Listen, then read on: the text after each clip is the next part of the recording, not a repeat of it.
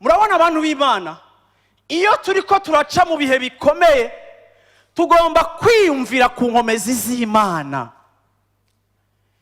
Igihe muri faiblesse yawe uri kurabona ukumeze n'ukudashobora kwawe, ugomba kuza kwiyubaka mu nkomezi z'Imana.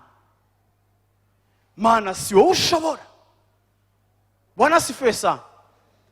Ibi biriko biradufasha kumva eho duhora tugira iyo turi mu bigeragezo. Aha ndiko ndakwereka Yehoshafati ntaje gusa kuraba Imana, iyi 20 twereka ico yaje kurondera ku Mana. Mana mbega si wowe ushoboye. Haleluya. Igihe ugwamo rw'intambara ruje, aje kwiyubaka mu nkomezi z'Imana, akavuga ngo mbega Mana wewe abami bose ntubaganza. Ni nkuko akarabwira Imana ati Mana erega nabajya baje kuntera wowe ndazi kubategeka. Mbega Mana ajya amahanga aje kuntera, mbega wowe ntuganza hejuru y'amahanga yose n'amoko yose. Eske bajya abantu baje kudutera boba batari mu gitigiri c'abantu wowe utegeka? Kwiyubaka mu bushobozi bw'Imana.